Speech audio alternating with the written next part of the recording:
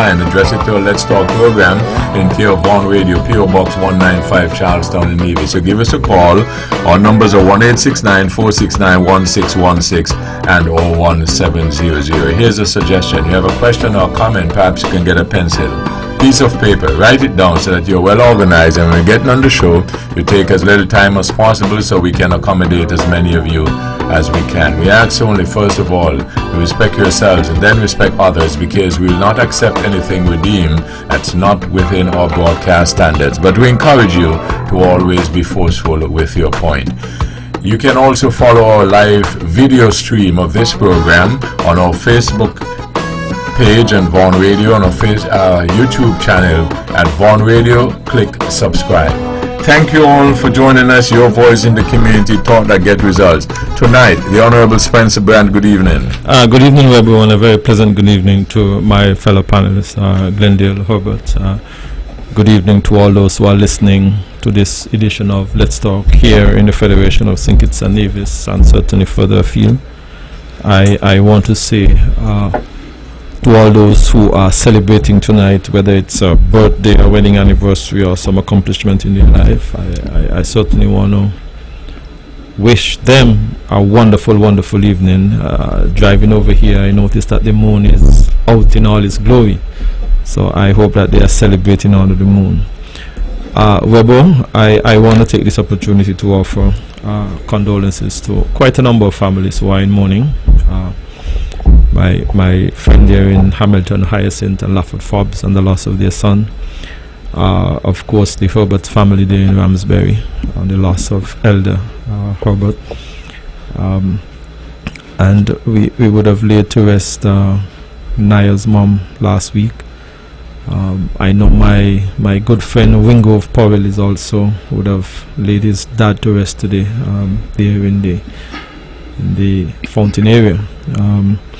And I think, Webbo, that as the good book say, in the midst of life there is death, and I hope that these families who are in mourning, and all others, I hope that all of those who are in mourning tonight, that they can find some comfort in the memories of their loved one, their colleague, their friend, and hope that they would remember them in such a way that they can have fond memories of them. Webbo, today I would have attended the Charlestown Primary School Independence Program, and I am very much heartened to see the talent and the skill of our young people. They are very talented. They dance, they sang, they dramatize, and I sat there and I said, I remember when I was that age and that size, doing some of those same kind of activity. So I want to wish all of those children all the very best as they celebrate our 41st independence. Webbo, thanks for the invitation, and I am indeed looking forward to tonight's discussion. Glendale Herbert, good evening. Good evening, Webbo. Good evening, Spencer, my friend. Good evening to everybody who's listening to Vaughan Radio. Tonight we're in independence mode in this 41st anniversary of independence. Webbo, it seems to me we've had Heroes Day. We've had all the celebration leading up to Heroes Day, and now we're going into our independence celebration, which I think is Thursday, the 19th. But one of the things that struck me as we went into Heroes Weekend and Heroes Day, I look at our heroes, Webbo, and when I look at our heroes and I look at the landscape and I look at our people, I ask myself, how many of our people really know what our heroes did? What did they do to get that acclaim, or to be at least lift up at that level, to be a hero, a national hero? And I think it seems to me from where I'm sitting, it seems to me that they say heroes there, but if you ask a child or even an adult what did this hero do, whether it's Southwell or Bratcher, they can point to what is it that distinguishes them, that person, that in particular hero, to hero status. And I think that's a blind spot. Really, you have to go from the administrators who runs the society, who is in charge of government, whether the federal government, and of course the extension of the NIA, to not let people aware and the children aware of their heroes. I think if you look at, for example, you go to other countries that has heroes, people tend to know what the heroes' history was and how they got elevated, and what they get an understanding of the country's history and the struggle. So I think that's a missing something that I saw is glaringly missing in the dialogue and in the conversation as it relates to hero. They just celebrate, it seems to me. Well, another thing that's on my mind tonight. I grew up here in Nevis in Charlestown, and I grew up on Main Street in Charlestown. And when I look on Charlestown, for one, it's alarming to me what's happening on Main Street. When you walk Main Street in the evening after 6 or 7 p.m., you see the strung along and the main thoroughfare of the country. You see a lot of prostitution. You see the people. When I say prostitution, people who dressed in a lewd fashion. Women dressed half naked or almost naked, walking the streets. You can't even take your kids and go for a moonlight walk and say, I'll stroll down the pier anymore. That's your main thoroughfare. I think that countries do have red light district, and those sort of things ought to be put on a side street somewhere. That's what I know, how things are done, not on your main thoroughfare. If this is the story of our country and that's where we are at this point, social decadence is beginning to creep in. If my parents were to come back, and many of our parents were to come back and see the needs that we have on Main Street, even as close as where, as a national hero is right there. You see it right there in the corner. I think we are asleep, or we're just drifting or floating. To me, it's alarming. I think an appeal needs to be made. We need to decide what we want from our country and what direction we want this country in. Thank you, Webbo. We got an important topic that you touched on in the 41st anniversary of independence. And Brand, I don't know, probably will come in a little later, but I don't know if you want to expand on that, because we've been at 41 times around. One of the angles I can look at is if almost the 41st year, or to be safe, maybe at least 30 years. One of the things for sure we know we want done is reform the Constitution, but we don't know actually how, because I hardly hear any details when people say we need to reform the Constitution. I don't know if I heard people go beyond that, or many people go beyond that with any details of what they want to change. And the second aspect that I think is of extreme significance is, what does it mean for those of us who are here at Independence 1, and how different are we as a people? And I heard Glendale referring to heroes. I don't have no problem with that. But what about those of us who are not heroes? No focus or enough, or I'm asking the question, is enough focus put on the rest of us? So those are my little takeaways from that topic that you mentioned, Glendale. And Bran, I don't know if you want to get it. Yes, St. Kitts and Nevis is celebrating our 41st anniversary of independence. I believe over those 41 years, St. Kitts and Nevis has certainly come a mighty long way. Is everything within the confines of the Federation of St. Kitts and Nevis perfect? Absolutely not. Far from it. Webbo, I could recall as a teenager, 13-year-old youngster, playing in the Nevis Symphonic Band on that parade.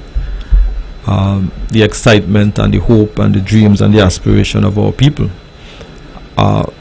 The independence transition meant that our people were charged with the responsibility of managing and administering their own affairs. It meant that as the smallest nation in the world, then on the 19th of September 1983, our flags were placed next to the mightiest of nations at the UN, the United States of America, Great Britain, and those kind of countries. It meant, Webbo, that as a small nation in 1983, we had a single vote at the UN, just as many other countries throughout the length and breadth of the globe. So we were able, Webbo, to, as it were, start the process of administering our own affairs. We would have seen tremendous improvement in our infrastructure, roads, water. We have seen a significant improvement in our education system, in our healthcare system. We have seen, Webbo, that the economy, so to speak, of St. Kitts and Nevis have transitioned from sugar to a greater emphasis on things like tourism, financial services, the light manufacturing, and those kind of things. So we have seen some transition from 1983 to 2024. We have seen, Webbo, that for the very first time in our history as an independent country, we have not only a Governor General that is a female and also a Deputy Governor General that is a female. So we have really come a mighty long way, Webbo. We still do have some ways to go. I believe Glendale would have touched on some of the social and fabric of our society that we need to pay some attention to, and that we can twin that as well with some of the criminal activity that we are seeing in our community. I said earlier, is it perfect? Far from it. We still have some ways to go. Webbo, you touched on the issue of the reforming of our constitution. Our constitution is now 41 years old. I believe that as a young nation still, there are, I believe, certain things in the constitution that I think that can be looked at.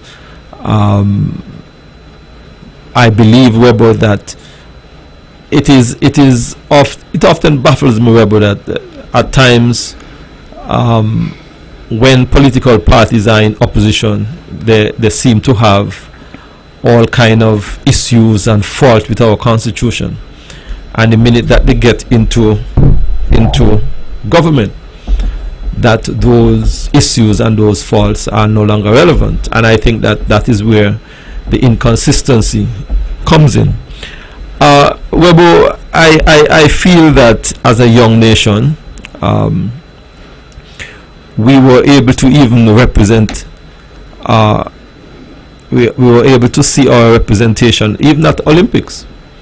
St. Kitts and Nevis, in our 41 year of independence, have at some point had the fastest human being on the planet. Those are significant accomplishments in our development. Webbo, you touch on what about the rest of us. It is, for me, sometimes I often ask myself the question, really, what is the criteria? Is there a criteria list somewhere out there for someone to be elevated to national hero? Because in my mind there are quite a number of those that we see around. Our own national hero here on the island of Nevis the lone national hero on the island of Nevis, Dr. Simeon Daniel. He would have done some remarkable things while he was at the helm. He would have given us the Bank of Nevis, and we know that the Bank of Nevis have helped to transform the lives and the livelihood of every single Nevisian across the spectrum. He would have given us the sixth form college, and I believe that that too was one of those fundamental pillars in our development. I believe, Webbo, that his vision for Nevis in terms of our infrastructure, he would have been the chief architect, the person who would have been able to attract the Four Seasons to the island of Nevis. And just those three examples alone, Webbo, sixth form, Bank of Nevis, Four Seasons, we all would have seen how those would have helped to transform the lives and the livelihood of Nevis. And I think that knowing him and knowing what he really wanted to accomplish for Nevis, the true independence, as we would say, the secession of Nevis, he was not able to accomplish that. But with that aside, Webbo, I believe that his accomplishment certainly warrants his elevation to a national hero status. He did not do it alone, of course. His family would have had to make some tremendous sacrifices. There were other men and women who would have worked with him, who would have rallied with him, who would have supported him. And I believe too that they are as worthy as some of those accolades. Webbo, I think going forward, Singers and Nevis have, in my mind, one of the very unique motto, country above self. And I believe that it's a motto that, and I mentioned it today at the Charleston Primary School Independence Program, that we must never ever forget our motto. Our motto is extremely important to all of us, country above self. And I think that when we look at what we are doing in our country, when we look at what we are doing to our country, we must always try to remember that every single act that we do can either have a positive or a negative impact on the island of Nevis. So about 41 years on, we have come some ways. We have made some stumbles. We have had, in my mind, some successes and some failures. But I think as a people, as a nation, as in my mind, the smallest country in the Western Hemisphere, I think that we still have quite a lot to be proud of in our 41st celebration of independence, Webbo. Just a little input there on somewhat Mr. Brand said. I do believe there's some major imbalances that affects us still, that's within our governance document, our constitution. Our 41 years going out, there's still vexing issues from the Nevis perspective. One of the vexing issues, I think, the crux of the vexing issue stems from the fact that you should never have a federal government, sitting federal government, in my opinion, without representation in cabinet that sits at the table at all times in a federal cabinet. I mean, from Nevis? Yes, you should always have that in my mind. If there is if you want to show parity or some sort of equity, that would always be a vexing issue in the Kra and Nevisians. Representation, and that they must have leverage. That representation must have a degree of leverage where in cabinet. So however they fix the constitution, where they give saying it's its own government and all this sort of thing, is fine. But the ultimate thing is, as it relates to the executive part of our government, you must have a Nevisians, not a Nevision. And it must show a level of, and within the legislature, of course, you must have Nevisians at the table in the governing part of it. You would have oppositions, of course, but that has to be as a part of the new the new document that they come up with. In my mind, I think that is part of the underpinning of a lot of the problems we may have from a governance standpoint, as it relates to, let's say, revenue sharing, as it relates to a number of things. All of these can be tackled from that standpoint. And going to the point of heroes, Again, is a blind spot as far as I'm concerned, because you ask the average person in Nevis, you have 5 national heroes. Brand touched on Sim Daniel. I mean, there's great justification for him as a national hero. We're not going to relitigate this on the show. But, you know, of course, Bratcher, a lot of us know what Bratcher did. I don't know what the children do. I don't know in Nevis if all the kids know what Sim Daniel did, and as really up on the history, and if it's taught in like civics when we went to school at some point. A lot of us would know Simmons, of course, who ushered the country into independence. It would be merited, in my opinion, and most folks' opinions, as a national hero. These are things that are transformational, what Sim Daniel El Brachi did. But the question would be asked, okay, explain to me Southwell, you know, merit. Explain to me France, merit to national status. Many persons don't know they're just a national hero. And I think that's a blind spot in the education of our people. That needs to be fixed. And somebody needs to tell the people, you know, and let the people know, because at least people would have an idea what it is that we're looking for in terms of national heroes, you know, acceding somebody to the status of national hero. Again, the issue where I say we're floating, we're literally like we're in comatose or floating in this place, because it's, you know, like I mentioned, what's happening on Main Street, that is your main thoroughfare. After 6 p.m., 7 p.m., walk along Charlestown, Main Street, see what's happening. And what's happening is not pretty. It's not, to me, is not encourageable. And I do believe we need to. I frankly am not at ease within myself as to what Nevis would look like 5-10 years from now, and what Main Street would look like if this is the direction we're heading. Glenn, I know it was sometime last year when I visited a number of primary schools, and I know that they were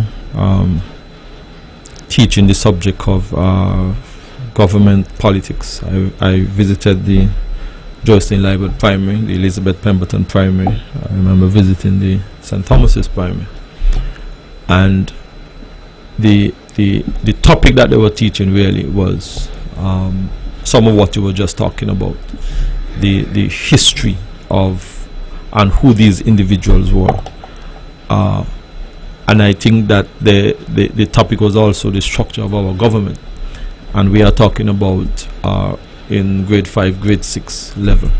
So there is some I am aware that there is the attempt to impart this kind of knowledge to our children at that age. You raised the issue as to, and you called, I think, 2 names, Southwell and France, and I will not, as you are not minded to litigate this on here. But I think that over time, and during the period that we came out of in the 60s and 70s, in my mind, I am a child of the 70s, and those were, from what I have learned and what I've been told, those are some very dark days in St. Kitts and Nevis, literally and figuratively, some very dark days. And these gentlemen would have sought to push the 2 islands of St. Kitts and Nevis, and of course, you know, we had Anguilla, who decided to go in a different direction, and they were able to get us to a point where in 1980, I think it was, when the PAM NRP took the reins of government from the Labour and moved us into independence in 1983. I thought that the foundation was laid. I thought that the movement was already in train, so to speak, that it was only the natural course that the new government would have moved the country into independence. Whether they did it in the same way or different, I know that there were different views and different perspectives as to how they go about it, but I feel that they would have laid the foundation for our independence. 41 years on, like I said, we have seen some significant changes, and our people, in my mind, are now exposed to quite a number of opportunities, not only here in the Federation of St. Kitts and Nevis, but wider afield. And I think that while we try to, as you highlighted, some of the anomaly in our constitution, to create a constitution, so to speak, or to amend our constitution in such a way that an elected member on the island of Nevis will always be at the seat of the federal level. I think you and I are in agreement with that. There is no qualms. You are not going to get any qualms from me with that. I feel that sometimes decisions are made, policies are put forward, and the people of Nevis does not always have the kind of buy-in or input that we ought to have. So I totally agree with you on that. I could remember very clearly in the late Vance Winkworth Amry's time, a piece of legislation was going to the House, and I think he had something to do with offshore banking or financial services or something, and the government of Nevis was totally against it, and it triggered. And I think those are the kind of conversations that can be avoided once we have that buy-in and being around the table. That was just one example, and I think from that instance, I believe that Nevis would have been. Well, another one I would input was the CSEME signing onto the Caribbean Economic CSE, Caribbean Single Market, whatever it is. CSE. Single Market and Economy. Correct, yes. That signing, I think the Labour government was in power at that point with Douglas as Prime Minister. They had a full government of Labour only.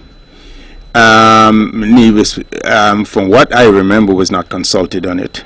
Vance Amry again was the premier then. The signing of that was a vexing issue from his standpoint. He would have, that has created some consternation here. We have, there are people who have concerns about the immigration, lack of an immigration policy, and all being overrun. It was good for the bigger countries then to sign on to that, like Jamaica and the rest. Jamaica's Guyana and not Guyana, is Guyana in it? But the bigger countries, that is, because of course, if we travel back and forth, you can work in each other jurisdiction. Of course, skills certificate was a part of that whole mix in terms of what came out of that. But there is a sense that it was done as a job program for the bigger countries to let who could not offer opportunities to the citizens. At least they can go further afield and find opportunities in the region. Of course, that would create some displacement. The idea behind that, from a small island standpoint, they could create some displacement. Antigua, for example, Gaston Brown, a few years ago, decided to opt out of CSEME, the portion that spoke towards, I think, hotel workers. They're not admitting hotel workers, because they want to use their own people in the hotel industry exclusively, for the most part.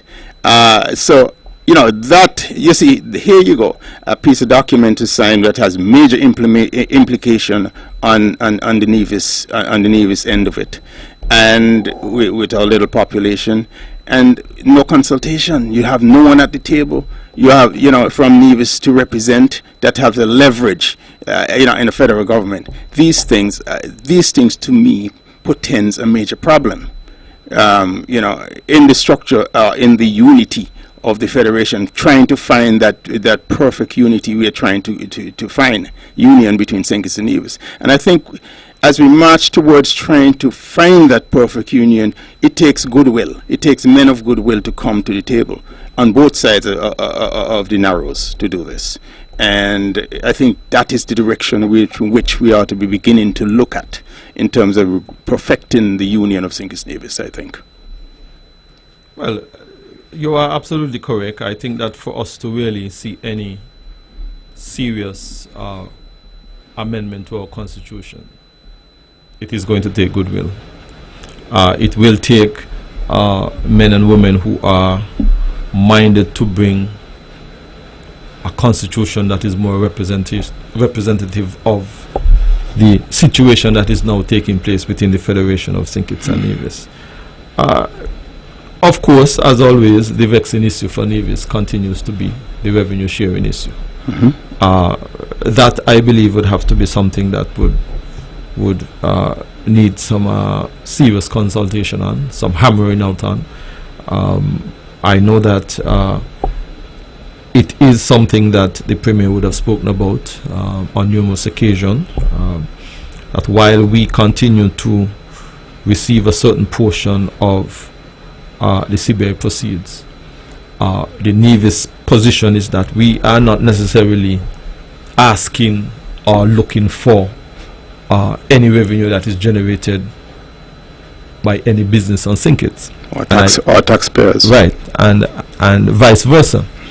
I feel that the burning issue continues to be that entity that said St. Kitts and Nevis citizenship, and the disadvantaged position that we are being placed at over these many years. But all of these are things, Glenn, that I think men and women of goodwill who genuinely want to see better relations between St. Kitts and Nevis, who genuinely want to see both islands develop to the extent where we are so interdependent on each other that if there is genuine development in the Federation, that all can benefit. I must say to you, Glenn, that I am looking at the geothermal project. I know that there has been quite a number of statements coming across from the federal level on this very all-important resource here on the island of Nevis. And I think that as a people, for us to really see the full potential and the full benefit of it, I think that we will have to have some goodwill in that particular discussion as well. I totally agree on that. What I see, and I don't know if you would engage me on that on Webbo, of course, what I see, the business community has been doing the lead in terms of unifying the country, and the young people. And the business community in particular is the driver of this, and young people, and from entertainment, both across the hours back and forth. You can see the coming together of people, the willingness to come together. I mean, the differences are not as sharp. You don't see that at all. It's seamless. You don't know the difference between the people anymore, between Kittitians and Nevians. They come over in droves and party from all week, on the weekends they're here, vice versa. I think the boat business has helped for this.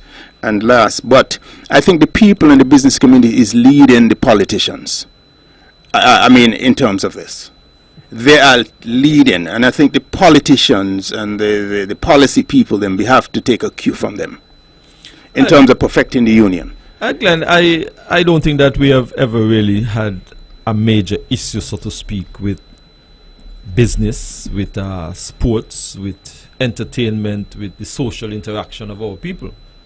I believe that over the years, that component of the relationship between St. Kitts and Nevis has always been out front. We have had, of course, our little squabbles here and there when it comes on cricket and football and so on and so forth, but the interaction when it comes to sports, that has always been something, in my mind, really good between St. Kitts and Nevis.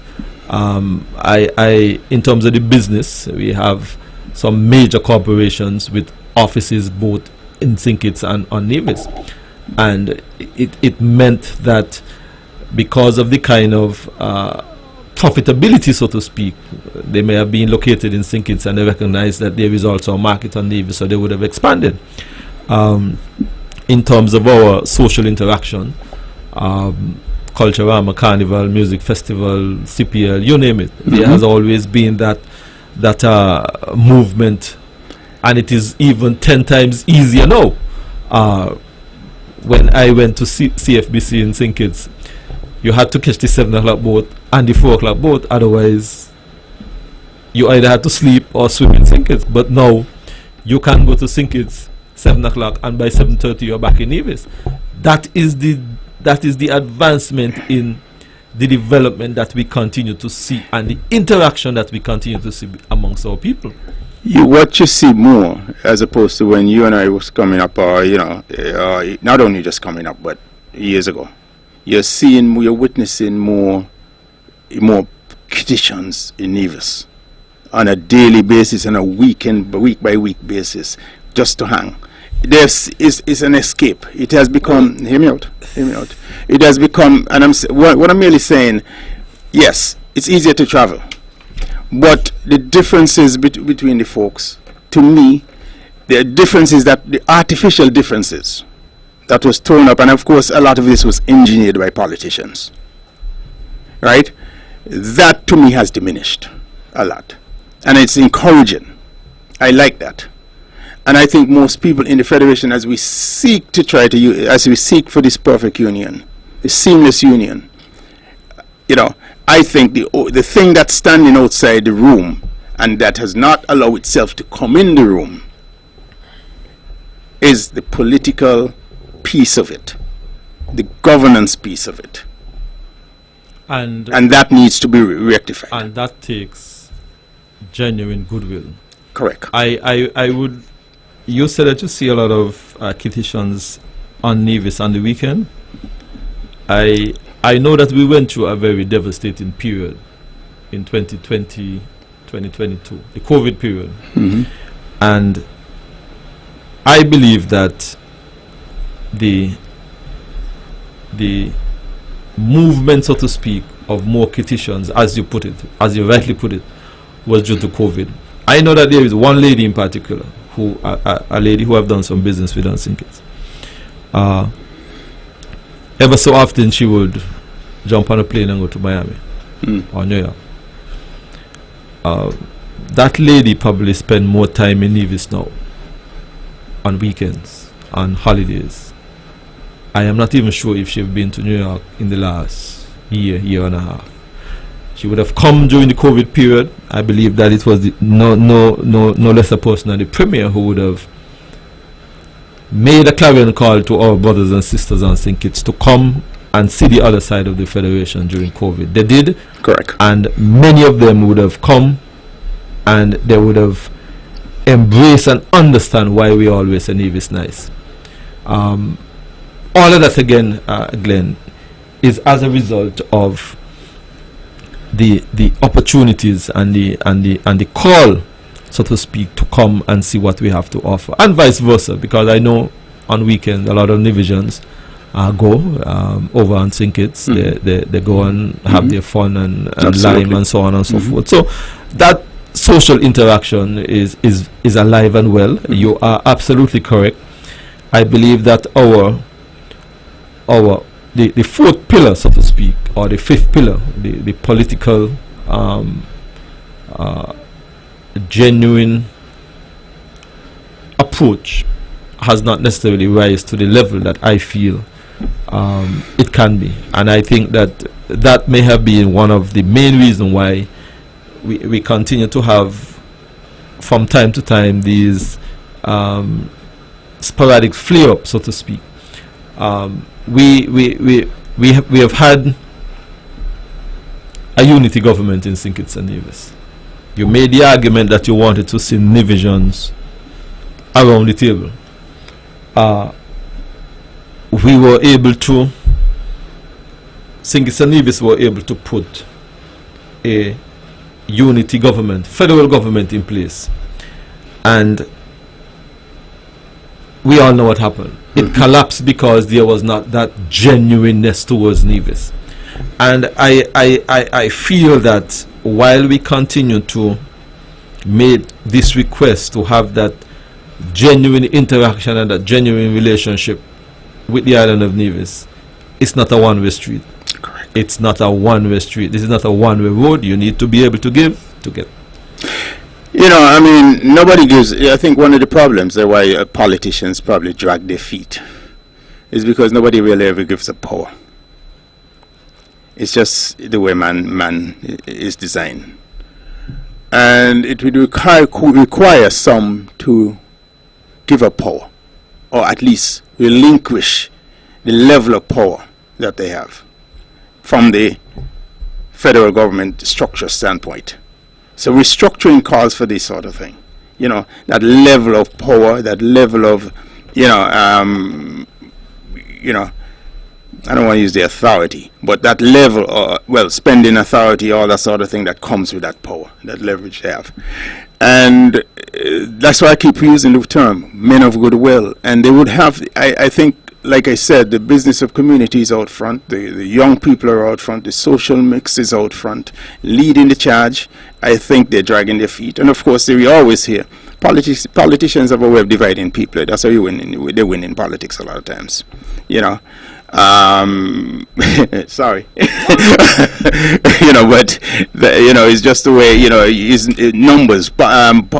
Politics is numbers, a numbers game, and it's counting heads. And who is better at counting heads? That's what it's all about. But get beyond that. When you look at the larger, the greater good of the country and the future for those behind us, and you really have, all of us who have a stake in it, you have to be a grander person. You have to be bigger than you, and the small, short-lived wins. The small short-win battles that you win. There's a larger war to win, and the success of St. Kitts Nevis. And I think geothermal you throw in could be a game changer in many ways if dealt with right. It's a great resource. It would transform our economy into more of a green economy. It would be, if that's possible. It would help in terms of quality of life. It would attract. It has the possibilities of attracting a different type of industry mix other than a tourist-based industry. You can, delving into areas of like computers, data servicing and all that sort of thing, because of the stability of the power. You attract big players in this game, in the technology game. You can attract them. There are lots of possibilities. You can get into minerals, in terms of minerals production, because you're going way down into the Earth's core, and you're bringing up a lot of stuff, based on how it's done in Iceland and places like that. That, and it can create many bifurcations in terms of ancillary industries, just other than production of power, cheap power. So it gives us a chance. It gives us a chance to shift the economy. It gives us a chance. It's in Nevis, of course. The resources are here on Nevis, and it gives buy-in, even more buy-in in terms of forming this perfect union. And I think it creates some hope that from that standpoint. Well, Webbo, Glenn, as you talk about the greater good of the country, I believe that all right-thinking people would want to see these two islands develop in such a way that the entire population benefits. When we think about the greater good of the country, we need to be able to, in a very real and sustainable way, for the greater good of the country, we have to be able to get crime and criminality under control. Otherwise, we would lose our country. You spoke about the geothermal. Of course, that would be a significant boost for the greater good of our country. I'm using your word, greater good of the country. I see the endless potential in it. I see where once we are able to reduce the cost of energy, we would be able to attract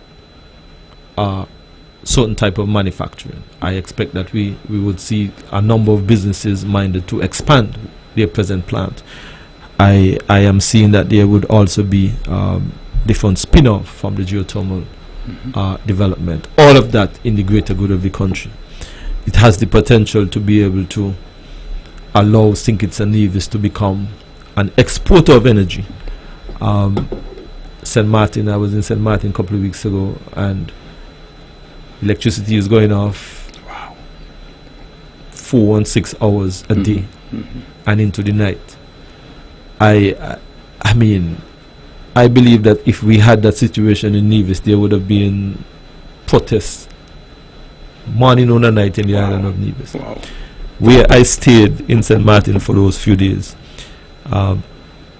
the business had a generator, and he literally had to be buying diesel to make sure that his business and his customers was.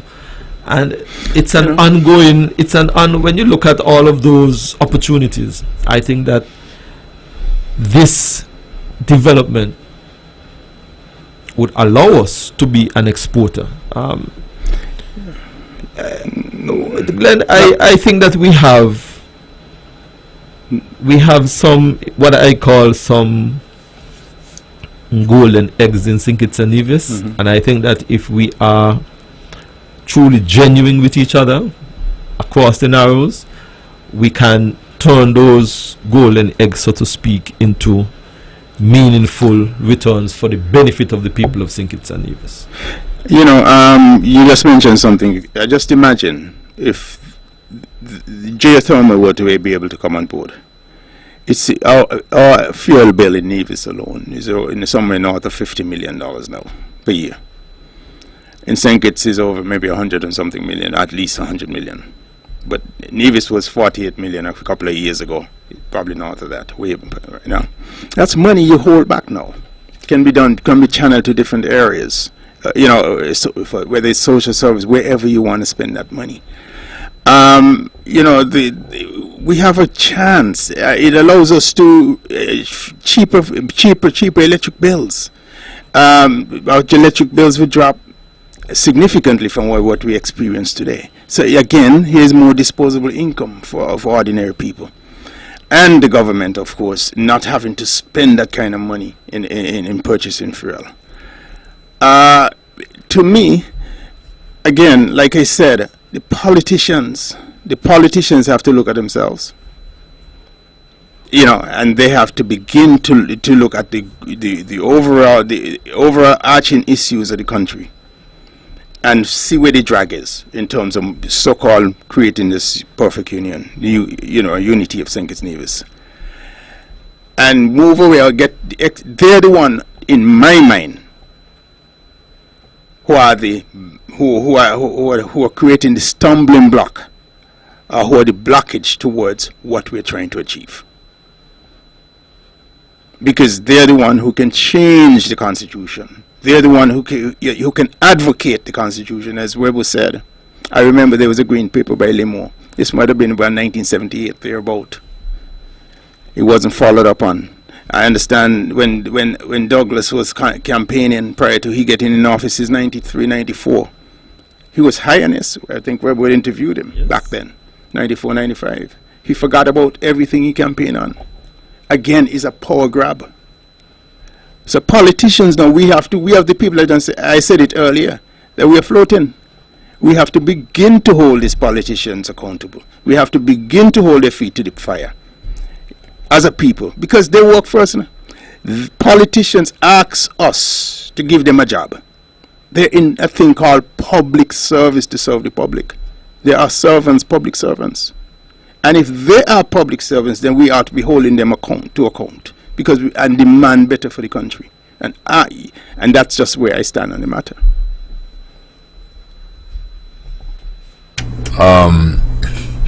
So you, Glendale, in your view, and having been living in the diaspora and seeing developed countries and stuff like that, you find for the 41 years of independence of our nation, we're doing exceedingly well? We've done exceedingly well from an economic standpoint. We're ranked number 2 in the entire region based on statistics and economic statistics in terms of GDP, in terms of our quality of life issues. We're right next to the Bahamas. We're left ahead of most of the Caribbean countries, including Trinidad, in terms of GDP, earnings per year. our unemployment rate is rather low compared to most Caribbean countries. So we've done exceedingly well in 41 years.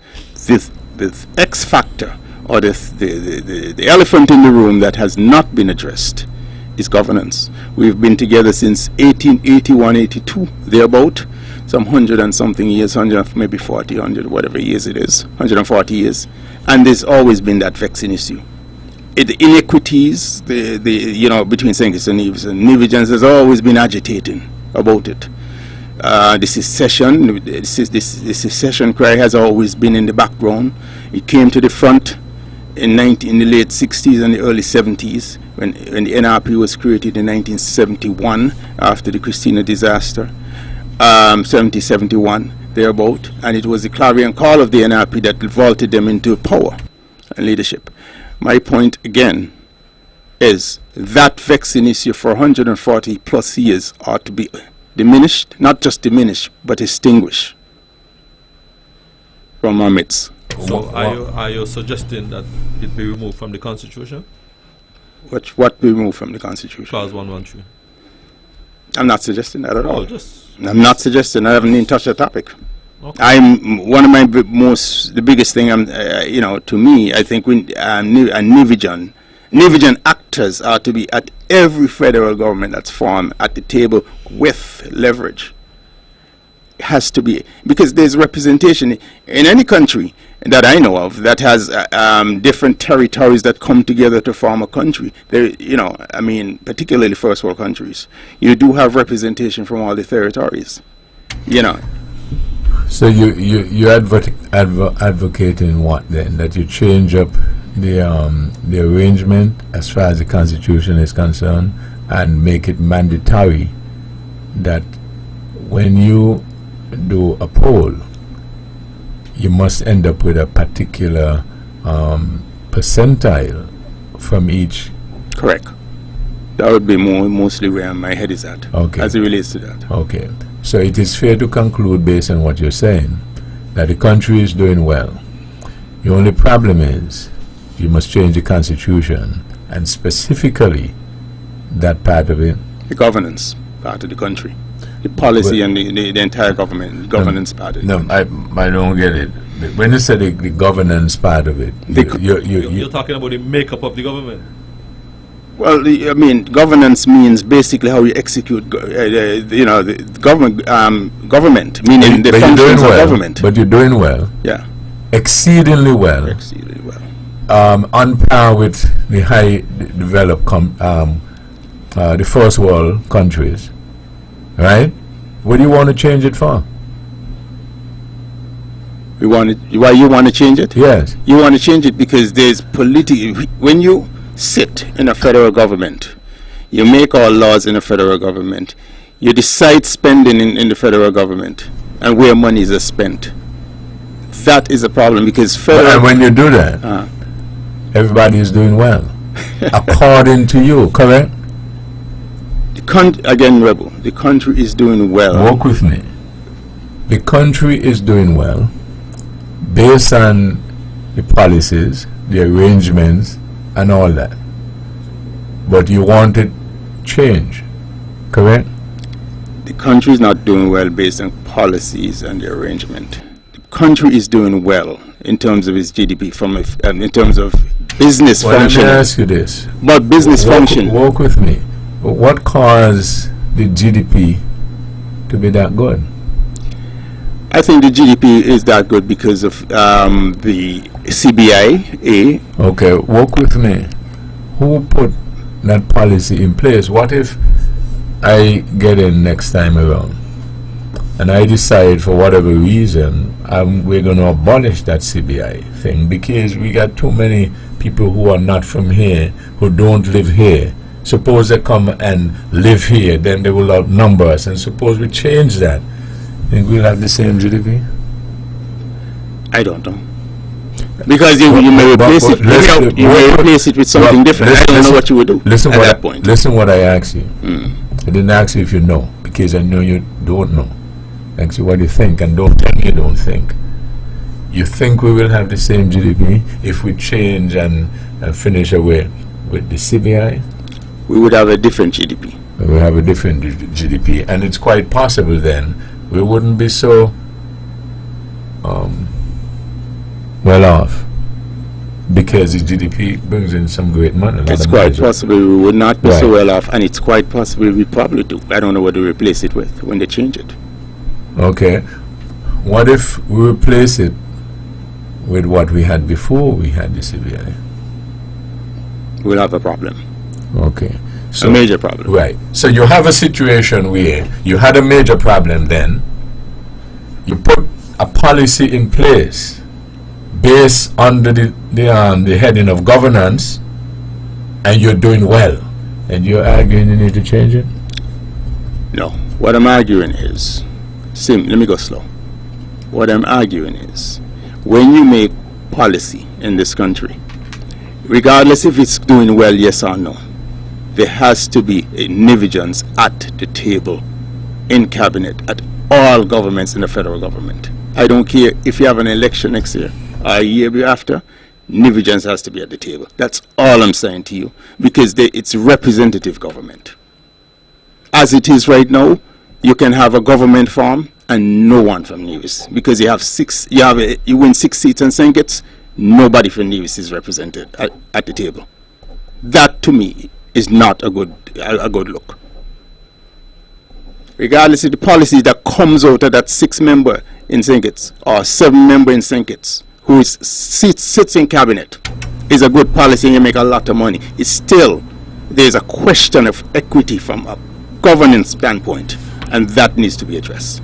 Okay, so you're arguing that you would rather have a failing system which is made up of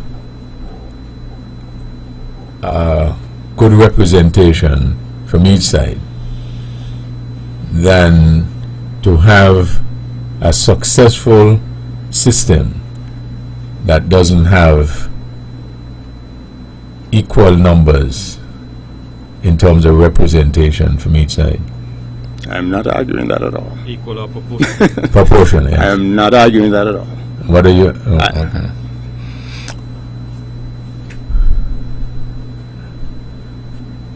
You just want to know that you have a certain proportional representation. It doesn't matter the outcome. Correct. Okay, and so you would rather have a failure with proper proportional representation than success with not the adequate proportional representation. I'd rather have failure with adequate representation, proportional, and I'd rather have failures with proportional representation. Thank you.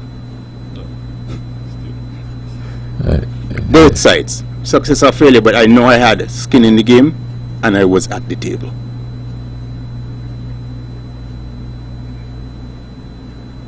So Glenn, I got you. Your wish is then, therefore, is to ensure that all times, no matter what, that the Constitution is structured in such a way that whenever there is a federal government enacted, that there must be representation from the Nevis end of it. Mr. Brand, just let me get this. Good evening, thank you for holding. Good evening, you're on the air. Good evening, Webbo. Yes. Observation. I noticed that for the past 40 years, we have a constitution that has brought us to where we are. And it has brought us to where we are with divisions complaining, petitions gloating. We get to a point where we have some politicians in place, and with a certain amount of diplomacy and goodwill, one side or the other, are managing to quell the divisiveness between St. Kitts and Nevis. And some people have a problem with that. all of a sudden they call in constitutional crisis. They're calling all sorts of the constitution need rebuilding and it needs changing. And we have some people here in Nevis gullible enough to buy that nonsense. I'm telling you as well. You ever heard about the drug ecstasy? You know, I wonder when are we gonna come together as division. Ecstasy. Thank you very much. Go ahead. We were asking a question. Oh, that's come. Webbo, I was asking Glenn if the position that he's really taking is that that at all times that there must be division representation at the federal level within the cabinet structure. I think that is the point that you are trying to hone in on. Yeah, it would therefore mean, Glenn, that you are correct. Then, if that is the position, then there would have to be some reworking of the constitution and built in a proportional representation mechanism within the constitution itself. well, you know, listen, if we're going to be in democracy, in our politics, our politics is representative politics. Remember the word representative politics, representing people. And it seems to me you cannot be in a position where you're doing allocations in the executive. You're levying taxes. You're doing allocations of those revenues, how you allocate them, decide to allocate them. And of course, people are what they are. You have constituencies, let's say your constituency here, I'm just using an example, Sandy Point, whatever it is. Well, No, hear me out. Let me finish. All right? The point is, people are going to allocate to where they want to allocate. Mind you, we started off saying there's been a vexing issue here, right, on Nevis, as it relates to representation politics at the federal level. I think that's the crux of the problem for the most part for the decades and decades. We've had that rose to the point where we wanted secession. Yes, we came out of statehood in 67, right? And we went into statehood in 67. And then from there we went to independence by 83. But there has always been an issue as it relates to centralized power in Bastia, and somehow marginalizing or balkanizing Nevis out of the mix. Now that has persisted for decades and decades and decades. And still we went into 1983 with a government. And 41 years after, we have not addressed some of the vexing issues, because from time to time in the last 41 years, we've heard the word secession come up from political actors here in Nevis. That is undeniable. No, you cannot be unified as a country and and talking about breaking away. It disrupts the planning part of government. You know, the future of the country. And this has to be settled from a governance standpoint. That's settled what I'm saying. Meaning what? Nobody is supposed to talk about it? No. But I don't understand. Listen, Meaning what? Every time the word secession comes up, from a Nevis standpoint, the other side in St. Kitts is agitated about it. Meaning the politicians in St. Kitts would say, well, let them go then. You know, let them go, whatever the case is. You hear that. I've heard all this talk. My point is simple. All right? We are family, for the most part. So family don't break up and families do break up. On their own and stuff like that? Of course. But we began speaking about where we are and trying to form this perfect union.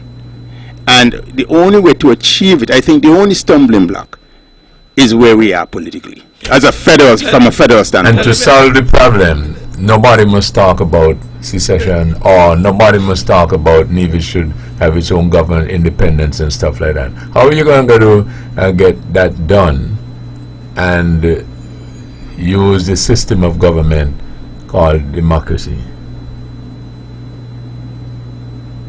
How are you going to get that done? You know, or you just... Webbo, yes. if you... Listen, Spencer, you're the politician, not me. What has been in your mind? What has been in your mind? The issue that always have the word secession come out from the politicians or the public here in Nevis. What has been the problem? Well, Glenn, 99.99999% of the time has to do with revenue. It all comes down to the bottom line, and that has been from day one the major issue. So how do you resolve the allocation issue? But let me ask you a question. I'll come to that, but let me ask you a question. I think that we find ourselves in a very unique setup in that we have the federal government that you are saying that there should always be Nivision representation on it. And we also have a situation where the island of Nevis has a Nevis government, a Nevis Island administration that administers the affairs of the island of Nevis, with the exception, of course, of foreign affairs and security, the education policy and the health policy all intertwined with each other. I am wondering, Glenn, if it is that the suggestion of St. Kitts having its own island government, Nevis having its own island government, and then you put a federal structure together to administer some of those same policies, foreign affairs, security, and those kind of things. Because security in St. Kitts and Nevis is we are almost an open border kind of a situation. Wouldn't it be, and this is a question, wouldn't it be a much more better approach if the federal government, so to speak, structure were to probably be removed from the equation and St. Kitts has its own government, Nevis has its own government, and then we have a federal structure that deal with some of these things? Because I am saying, Glenn, that the federal government, at times I feel that one country is at a disadvantage over the other, because Nevis has its own Nevis Island government, and the federal government is a government, so to speak, for both St. Kitts and Nevis, and sometimes there are conflicts and overlaps and so on. And I think that if we were to resolve that particular issue of creating two independent governments, and then you have, quote unquote, a treaty of friendship, a treaty of cooperation, whatever you want to call it, to create that unified structure. I mean, that idea is a great idea, and it should be in the mix of discussion, for discussion rather, because there is no reason why Nevis should have an NIA and St. Kitts don't have a SIA. Same thing, right? I totally agree with that. How we structure the federal government, because let me just take this gentleman. Good evening, thank you for holding. Hi, good evening, Webbo. How are you doing? All right. We just want to make an observation. Yes, go ahead. Just trying to make an observation. I'm wondering, I'm sitting here listening to you guys, and I'm wondering, how much longer are we going to debate this issue? We're going around in circles. We're going around and around in a merry-go-round. The issue is clear, you know. The issue is very clear. What Glenn is advocating there, the only way that kind of system that he's talking about could work is if you have a system like in America, where you have all the states have equal representation as far as the Senate is concerned. We have equal representation. In other words, I think it's going to have 8 seats, Nevis is going to have 8. That's the only way that could materialize.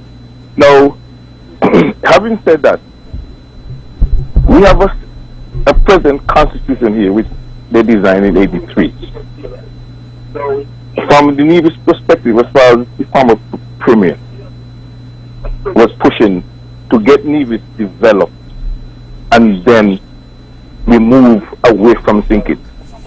It so happened that that didn't materialize to his liking or whatever, to most of us, from what we see. And he left us just high and dry here. We're going back and forth. The Constitution already have a mechanism in it so so Nevis, the people of Nevis could decide what they want to do. All we have to do is get a good promotion going, whether it is the media, just like in America. We need the media in Nevis. We need a station in Nevis, basically, that could advocate and push that agenda and try to pull the politicians and the people along so we could get to that sweet spot. Because if we don't do that, we're going to be going back and forth, and here we are, Nevis end up struggling. The NIA can't survive like that, because when the NIA, they got a CBI down, they're full of money. When the NIA got to go to the bank, back and forth, overdraft there, overdraft here, trying just to keep the head above water.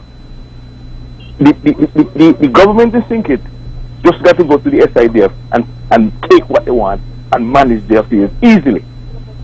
So Nevis got a barrage of debt there now that they're strangling Nevis, and they don't even think it's living high off the house. I mean, this is crazy. What this situation is going to push the Nevisian politicians to do, the NIA in particular, is to tighten the belt if they want to come out from that. Because the politicians think, let's face it, they're not going to give an inch. They're going to hold you strangling like that all the time. I don't understand how we're going to get out of it. But caller, I could ask you a question.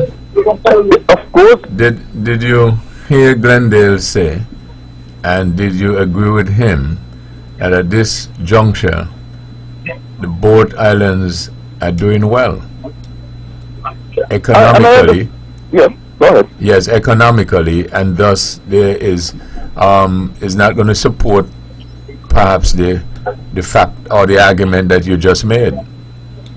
No. What the argument I made? What I'm saying. No. When you said that St. Kitts uses the CBI monies, Nevis borrows it and swimming in debt. Then Glendale seemed to, based on his evaluation, did not suggest that. He had a contrary view because he said both islands are doing well, almost as good as the first world countries. Am I correct, Glendale? But you see, Glenn is saying that, making that point. I understand exactly what he's saying. Overall, it's fine. But when you look at the details in there, Nevis is struggling. Right. But the overall thing is, economy is fine. But Nevis, the inequities still exist. That is what Glendale is saying, and he's correct. He's correct. Let me just do a little fact check. Glendale, that's what you were saying? Correct. Oh, okay. I understand him 100%. I'm listening to him right here. Okay. And he's spot on. But at the same time, we got to be realistic about this whole thing here, because constitutional reform is an oxymoron right now. There is no way you could get that going unless you get a two-thirds majority in St. Kitts and a two-thirds majority in Nevis. I heard Tim Daniel say that directly right to my face. So look, the Constitution was not designed for that. It's designed to get, at least from the Nevis end, to get Nevis going. And if we don't get that, well, if we just keep going just like how it is. The way the Constitution is right now is very, very, very complex, and it's difficult to change. It's almost impossible to change. It's very, very, extremely difficult. So when you hear politicians talking about constitutional reform, it's rubbish. Because look at the history. Douglas them was all there for 15 years, 20 years. He had 8 seats in St. Kitts at one time. It didn't even bother with that, because as far as he can say, it can't happen. It cannot happen. The easiest way out, as Tim Daniel said, the easiest way out is for Nevis to push the clause 113 and head on our merry way. Otherwise, we're going to be struggling with this issue. Let me ask you this. How easy is that at this point in time, you think?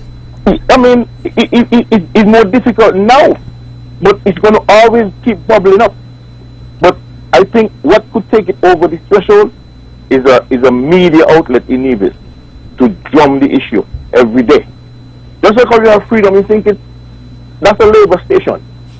We need a station in Nevis push the politicians them in that direction, because the politicians them don't want to go there on their own.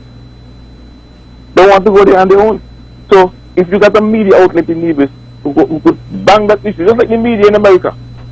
The media, for the most part, drive a lot of the issues in America. The media, whether you believe it or not, whether it's Fox News, CNN, MSNBC, they have a big part to play on public opinion.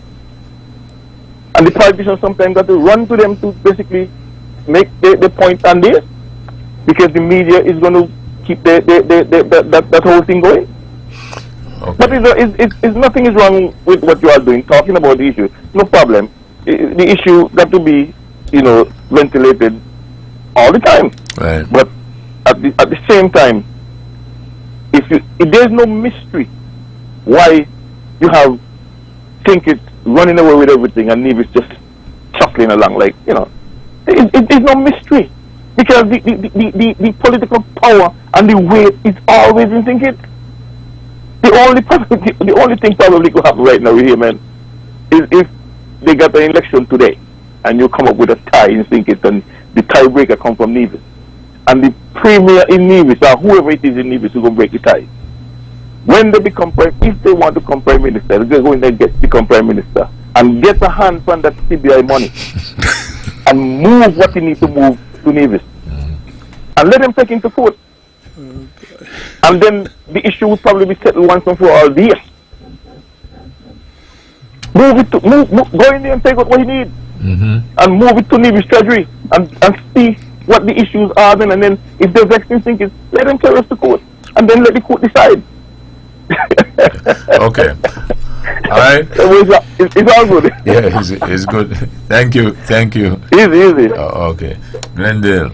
Yeah, the gentleman is spot on for the most part in my mind. I think these are the problems that we have, and we persist, and they will continue to persist, under the surface, if unless that political structure part of it is dealt with. Allocations are important. Who is in charge of allocating is the man. That's the boss. And that determines how things are done.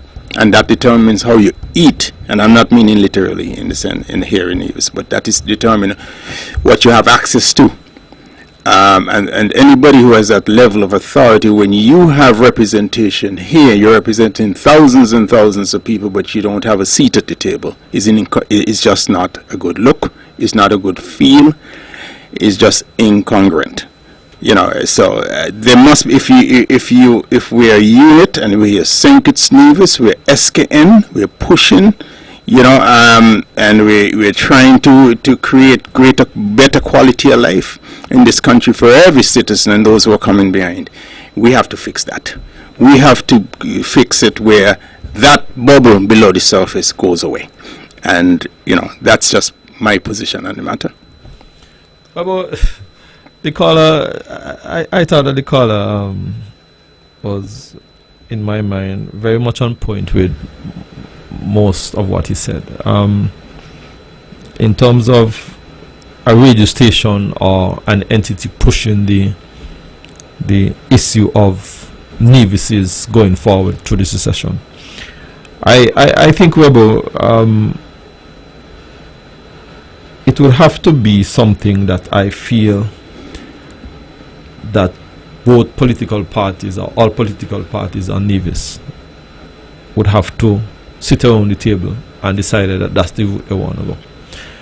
Because as it is now on the island of Nevis, no political party on Nevis has 90% support. Right?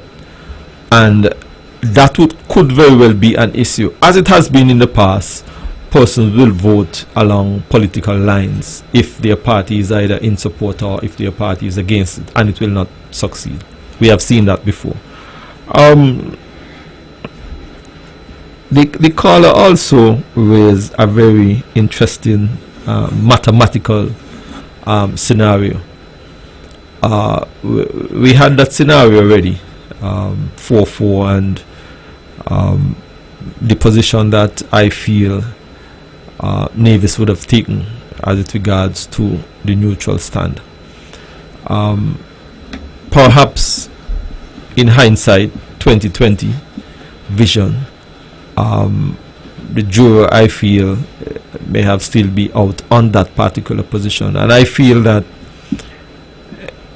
if we were to look back at that particular scenario, the caller said that if you have a tie in St. and the Premier or the Prime Minister comes from Nevis and move everything, I see that as well could be one of the catalysts that I feel could trigger that Section 113. But I think, Webbo, that it is very obvious and very clear that for Nevis to really move ahead, and for the Federation of St. Kitts and Nevis to really move ahead together as a single unit, there will have to be some really goodwill on both sides, especially coming from the St. Kitts end. Because the caller is absolutely correct. Nevis continue to struggle. Nevis continue to struggle when it comes to our revenue and access to what I call tax-free resources.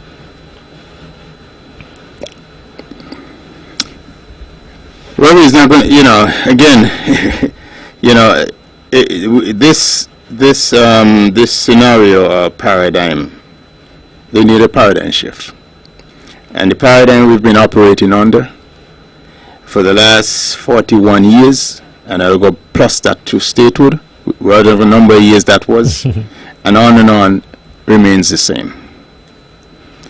From a governance standpoint, from a tax policy standpoint, and an allocation standpoint, that to me is not sustainable. It is not sustainable for the greater beyond, because the rumblers would continue. It would affect the unit. It would impede on our forward progress. And I do believe that it's sort of like a stranglehold on the country, though the country is doing well, and in terms economically and all that. The CBI has been a golden bullet. What do they call it? A silver bullet. The CBI in terms of gaining revenues in the country, non-tax revenues.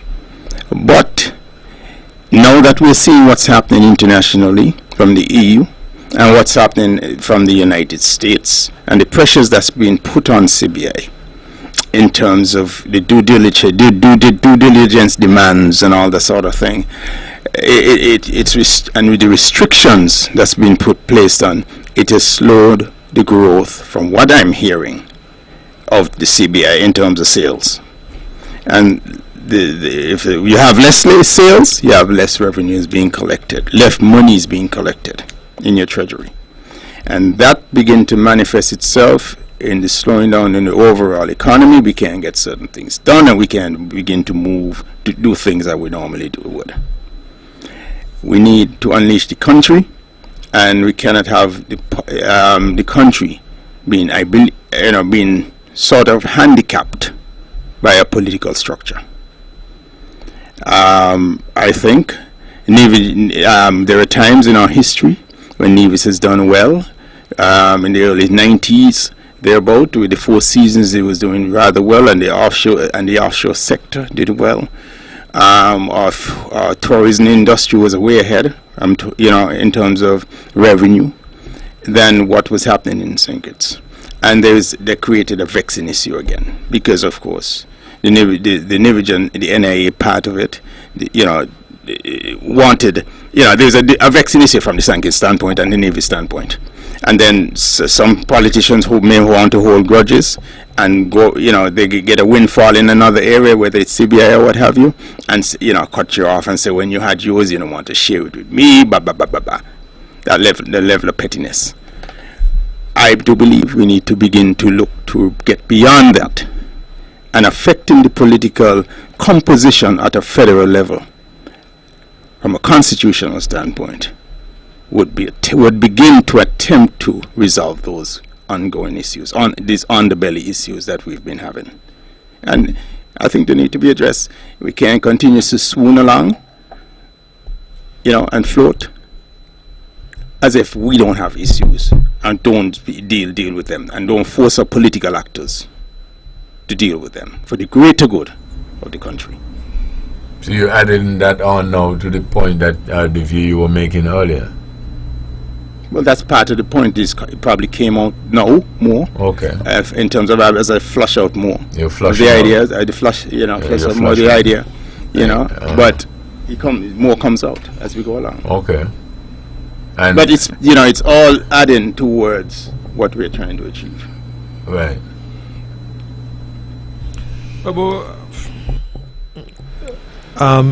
I hear Glendale, and I believe that it's a discussion that we must continue to have. I agree with him in some parts that St. Kitts and Nevis certainly done well in quite a number of areas. There are some areas that we really need to see some improvement on. One of the big areas, of course, is the issue of crime and crime fighting, criminality and so on. This week, the Federation celebrates our 41st anniversary of our independence. While we reflect on where we have come, we recognize, Webbo, obviously, based on the discussion we are having here tonight, we still have a lot of things that we need to iron out. I believe that while we partake in these celebrations, and I believe that we need to have and continue to have that honest conversation and recognize that while we are doing well, we need to see that greater genuine effort from both sides. I believe that where we have come, we have a lot to be thankful for. I think that St. Kitts and Nevis is a country that still has tremendous potential. Our people are very creative, our people are very talented, our people certainly have the necessary skill set to be very creative. And I think that while we continue to ensure that we develop our country, the human element and the human factor in this development will feature prominently. Like Glendale, we are at a position, I feel, that we something will have to give. I think that as a country, we have seen certain things over the 41 years that continues to, quote unquote, dog us, and I think that we need to try and put some of those behind us and move on if we really want to be a true federation. The last caller would have put a number of things on the table, and I hope that the listeners were really listening. I thought his contribution was very poignant and timely, and I think that it adds in my mind a different perspective from what we were talking about, even though it's still zero in on the very topic that we were talking about. Glenn, I feel that, and I've always said that St. Kitts and Nevis has a very unique governance structure. I believe that in the creation of our constitution, there really isn't any other constitution anywhere on planet Earth like St. Kitts and Nevis when it comes to one entity has the right to separate versus the other. And I think that while the people of Nevis have always make the argument for that separation because of the type of treatment and the kind of grievances that we have had over the years, the threshold of getting to that level is extremely high. And I think that the framers of the Constitution recognize to break up the union, to break up the country, there must be some clarity in doing so, some clearness in doing so. There must be a significant majority of the people who are willing to go that route. And it has proven time and time and time again that that threshold has not been met. I feel that we can overcome, Glenn, some of these issues and some of these challenges if, in my mind, people are genuine, if in my mind people are prepared to show real goodwill on both sides.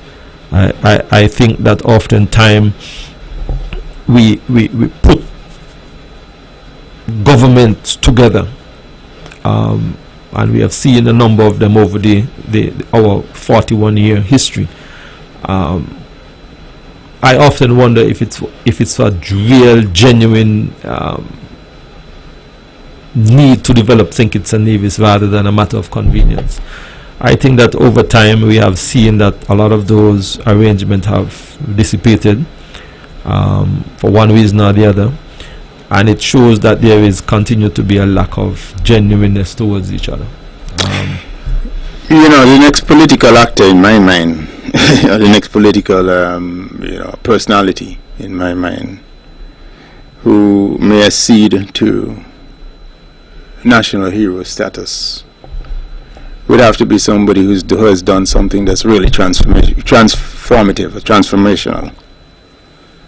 And one of those things that it seems to me can be transformative or transformational. Glenn, I want to stop you, but why does he have to be a politician? No, I didn't say the next politician. No, you not the next person. The next politician, I said. No, but I disagree. Why does he have to be a politician to bring something? We have persons who have done transformative things in our community. I don't disagree with you. Yeah. I honestly don't disagree with what you're saying. Mm-hmm. I'm just merely saying, in terms of fixing what we're speaking of, which is government, you take politicians to do this, not a lay person necessarily. It would be people who have the political power and the man, to at least execute these kind of things that we're talking about. The guy who, for example, who would do something great or something that we would consider transformative, of course, in my mind, ought to be, those are the figures who should be transformative. I just don't see the need for all these politicians to be national heroes. But that's just my opinion. All right? My point is we should begin to look beyond the politician, but I'm saying the next politician who accede to that role would have to have done something really transformational in this country. And something that has moved the dial, significantly and affect lives in a positive way in this country. I think one chance would be the person who drives this constitutional reform, and if they can see this perfect union through, or at least begin to see it, that's, I'm not saying he would get it, but I'm saying that's somebody who would be of significance in my mind. Because this has been an issue ongoing for decades on decades, over 100 and something years. And, where the entire country can come together, in terms of a feeling of that sense of union, close to perfect union. There's no perfection in anything, but we seek to find perfect union amongst us.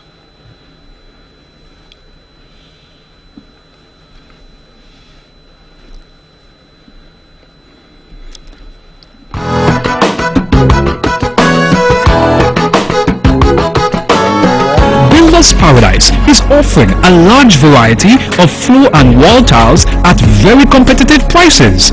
Builders Paradise has over 2 million pieces in stock, lots of different styles to choose from. Whether you're renovating or tiling a new house, Builders Paradise has what you need. Wow! Oh, and remember, we're open all day Saturday to serve you better. This is something that you can't refuse. Visit Builders Paradise today at the C.A. Paul Southwell Industrial Site in St. Kitts, or call them at 466-4938. With all the power from the tower, this is the powerhouse of the Eastern Caribbean, VON Radio, from the Federation of St. Kitts and Nevis.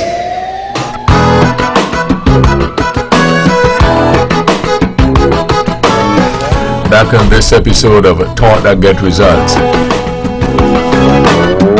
Glendale Herbert, the Honorable Spencer Brand. Yes, Mr. Herbert. Yeah, the Honorable Spencer Brand. I recognized recently, of course, that Public Works we've been doing some work in St. Kitts on the St. Peter's Road, I think it is. our public works from Nevis, I think, is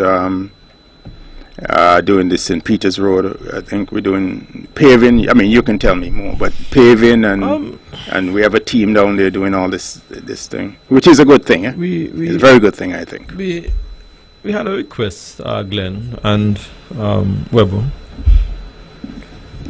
There was a company on St. Kitts who, I believe, won a bid on St. Kitts to do some work on St. Kitts, and they would have made a request of the Public Works Department here in Nevis to loan a few pieces of our equipment, milling machine, the paver, and our rubber roller. Where we are right now on the island of Nevis, we are not necessarily doing any what I would call major roadworks. We are doing a lot of patching after the recent tropical storm. We have not started any major road construction here on the island of Nevis. So the equipment were available. We decided to, we had a good long hard look at it, and we felt that based on the use of our equipment at this moment, the equipment can be utilized on St. Kitts for a few weeks. I think it's about a month to 6 weeks. They are making very good progress. But like I said, we are not necessarily doing any major road works at the moment. So the equipment were able to be mobilized on St. Kitts. What I would say though as well, we also decided that we were not just going to send our equipment. We wanted to send the necessary personnel who operate those equipment, the operators who are familiar with the equipment, the operators who understand and have the technical expertise in maintaining those equipment. We also send them. It's an arrangement where the contractor will be paying the Nevis Island administration.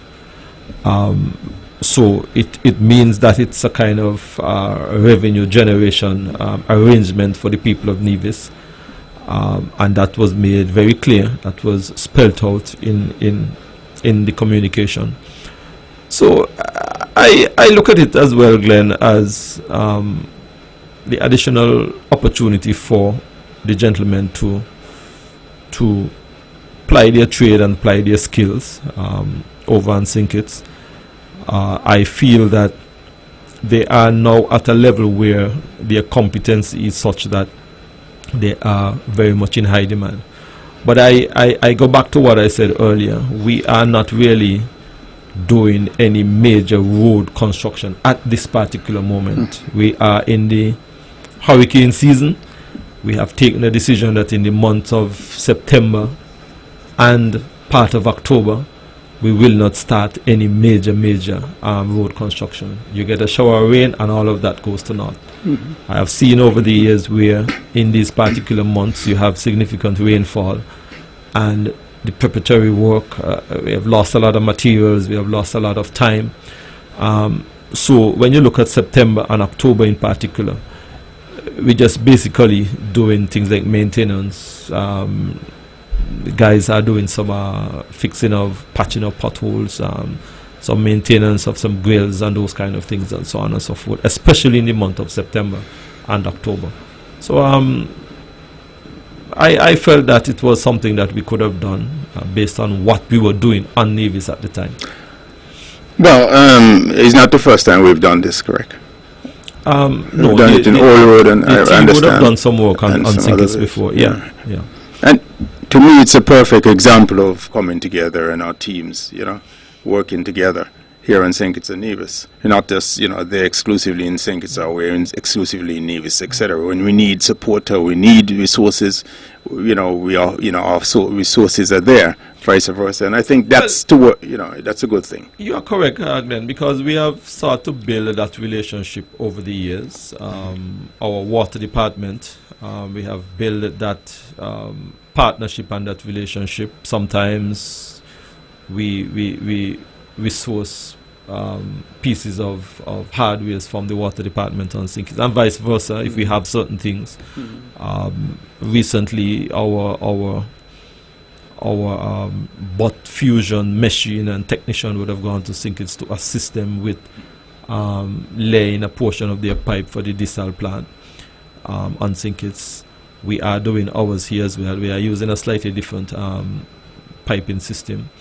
And we would have gotten pumps from them, they would have gotten pumps from us. There are some times when, based on the size of pumps, that they don't have it in stock, we have it in stock. We lend them until they get theirs, and same thing with public works. I remember when we were doing the stretch of road from Hosford's come down to Rams, we would have borrowed their sweeper to try and help sweep the dirt. So we have that relationship and collaboration, especially when it comes to public works and water department.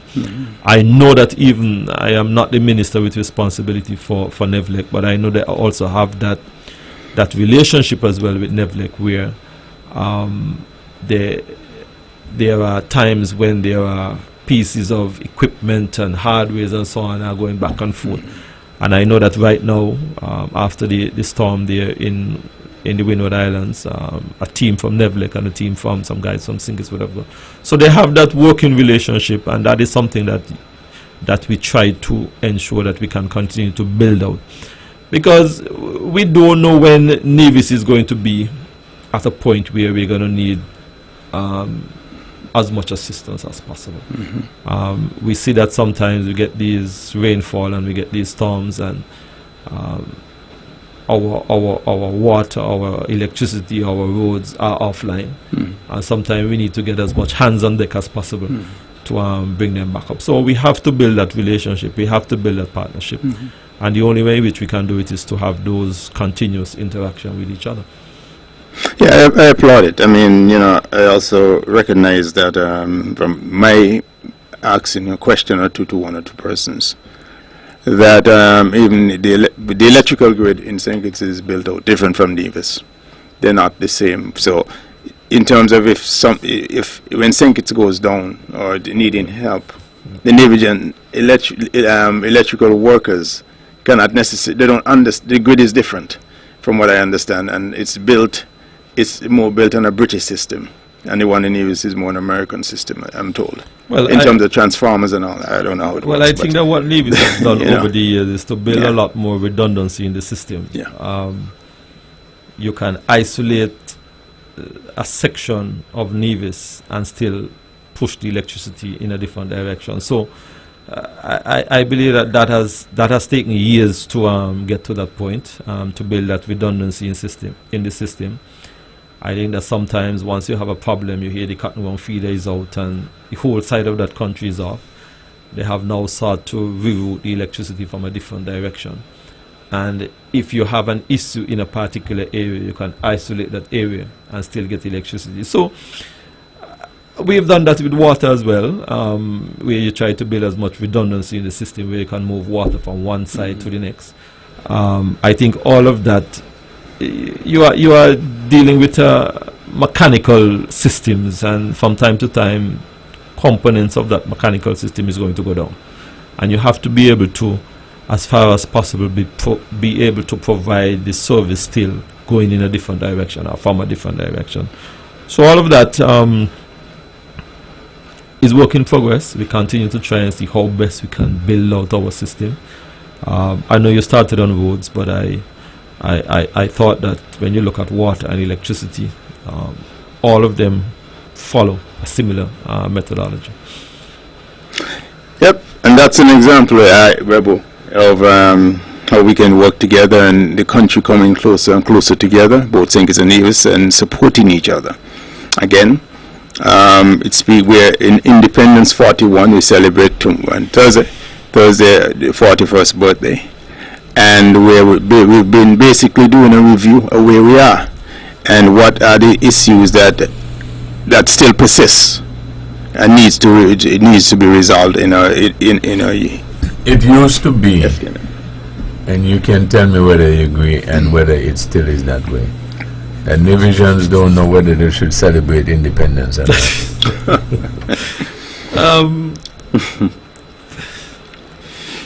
Yes, but you know, they have always been that from the Nevis end a kind of hesitation to really celebrate it wholeheartedly.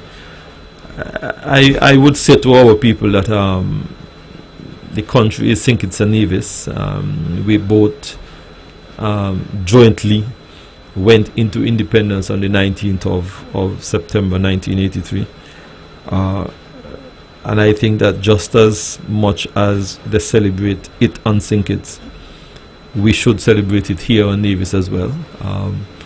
I believe that some people have a different quote-unquote pride in place when it comes to the celebration of our independence. I know some persons would have come out of a very painful history, and always at the back of their minds they still have the concept of secession in their hearts, and nothing is wrong with that, but I think that as a people and as a nation, becoming independent in 1983 means that Nevis was able to get an island government, and I think for me that is extremely important.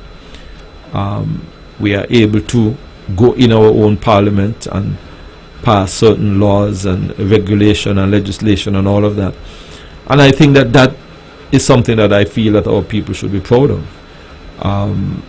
That as a people we can agree or disagree based on whatever the policies of the government of the day is, and if it is that the people in Nevis are not in agreement with it, they can either do one of two things. They can say to the government thanks and bye-bye when the time comes, or they can have their representative go into parliament and agitate change in some. I think that Webbo, the celebration of independence here in Nevis, I think that our people should take ownership of it. I feel that where we have come from in 1983 to 2021 is quite some ways. I think the advent of 2015 Team Unity began to make a difference in terms of how people celebrate independence in Nevis. I think the turning point, in my look at it, the turning point began then when the then Prime Minister and the administration decided to start doing independence celebrations here in church here in Nevis, services, thank you, and all this other thing here, and engaging Nevisians more. Before Nevisians generally across the entire plain sat on their hands during independence, the entire independence celebration. I mean, they would not really take, as Webbo indicated. But in 2015, going forward, you begin to see that transition. The effort was made by that Team Unity government to bring together the country more in terms of celebratory mode during independence, and having a lot of functions, and the entire cabinet would move to come to Nevis and all that sort of thing. Prior to that never happened. And I think if it's the one thing that came out of the Team Unity administration, I would say celebration of, in Nevis, that is, recognition of independence. But then the demise of it told you what. Hey, you can't carry fire and water in the same man. So that's why you only talked about the water. We haven't touched the fire part yet. Oh, okay, that's why. Okay, that's why you boldly told me a week or two ago that. I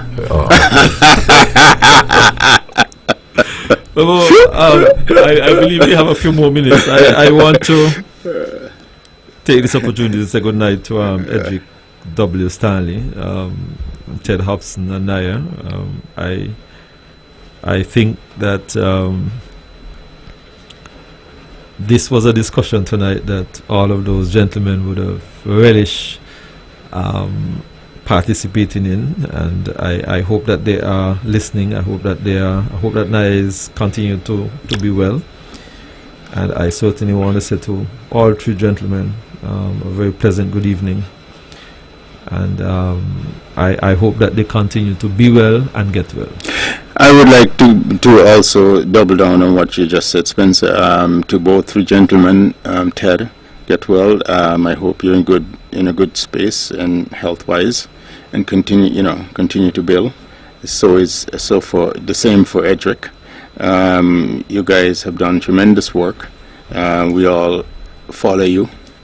Naya, I met on Sunday. I spoke to him on Sunday. Had a one-on-one. We spoke for a few minutes. He was with his family. He's on the mend, and coming to Naya, good night.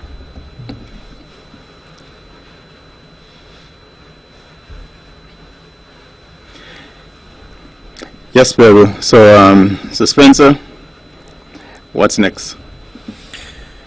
Independence 41 on Thursday. What do we have planned?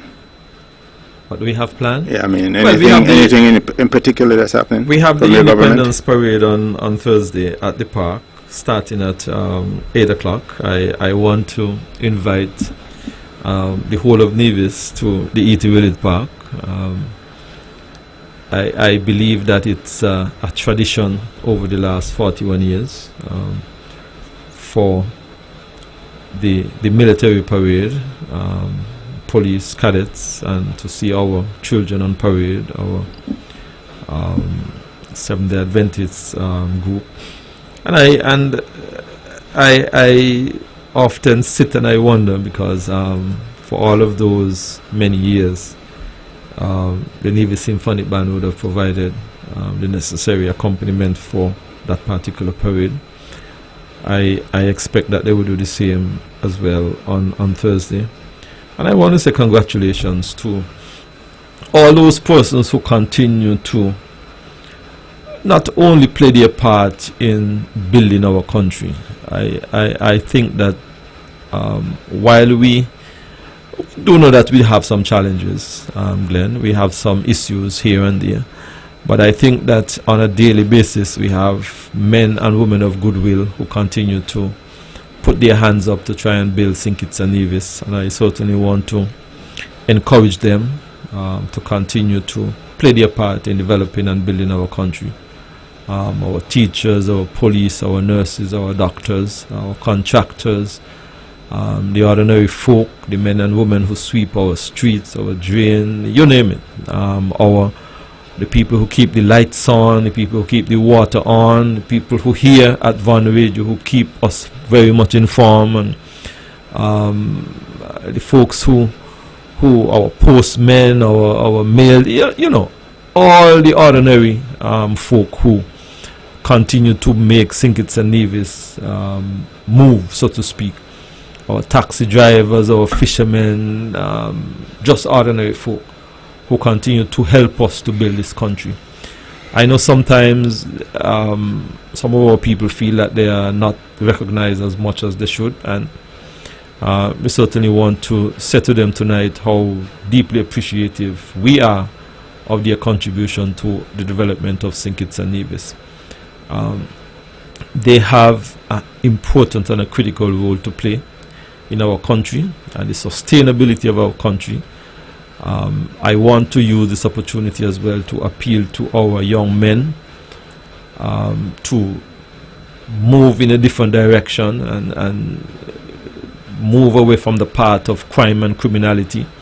I want to say to them that they have a role to play in helping to groom our children. They are an important figure in helping to raise the next generation.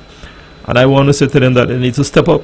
They need to step up and take care of their offsprings. Even if you and the mother is not in any serious relationship, you still have that responsibility to fulfill.